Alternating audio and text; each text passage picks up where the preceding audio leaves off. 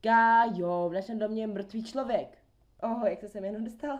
Kájo, proč jsi to udělal? Já ne, já tohle to neudělal. Vysvětli mi, co se stalo, Kájo. Nikdy v životě jsem ho neviděl. Proč jsi ho zabil? Nezabijím lidi, to je to poslední, co bych chtěl v životě udělat. Řekni mi přesně všechno, co jsi dělal, než jsem přišla domů. Tak dobře, no, byl jsem nahoře. Ano, Kájo.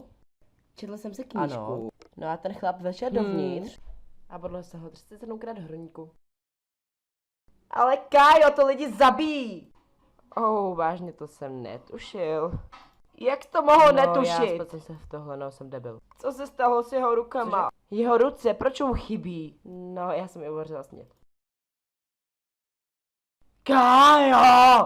No tak měl jsem hlad a když dychtíš po rukou, to je... Proč jsi to udělal? No tak, byl jsem hladový. Kájo! To mohli utěšit. Kájo! Měl jsem obrovský hlad. Kájo, vysvětli mi, co se s tou děje. No, já zabijím vrce a jim lidi, to jsou dvě rozdílné věci. Jo, takže ho vítejte na mém kanále. Jo. Kdybyste nikdo náhodou nevěděl, tak já jsem normálně švestka kokos můj jakoby můj normální kanál je švestka kokos, jen tě tam už nenatáčím, protože jsem zjistil, že ty videa mi jdou nějak líp než ty videa na YouTube, takže jo, takže tady ty konce budu natáčet víc tohleto. Doufám, že vás to baví. Mě to teda strašně baví, mě to vyhovuje víc než YouTube. Prosím vás, nikdy jsem takové věci nedělal, tak prosím vás, jsem to úplný začátečník, takže prosím vás, jako berte na toho trochu ohled. Až ty konce vlastně přišel třeba na 10 různých věcí, které jsem normálně nevěděl, že se dají udělat, jo.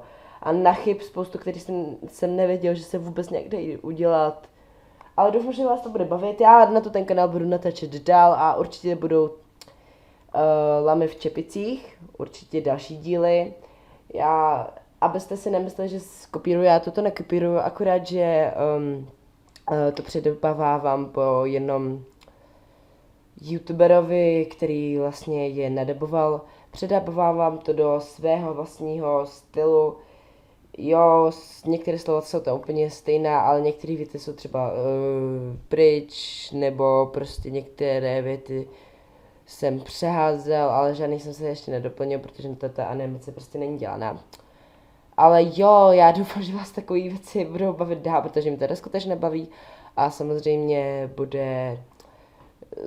rozhodl jsem se udělat i 11 a 12 lamy v čepicích a to už jsem se rozhodl udělat jakože nějak originálně podle té angličtiny, jenže já to budu předávat do češtiny a to bude první lamy v čepici, co budou první díl v českých lam v čepicích, ten díl 11 a 12 budou v češtině, takže jo, přeložím to do svého vlastního stylu a proto jsem vlastně začal hnedka tuto sérii. Já doufám, že vás to ty videa baví, už zase opakuju.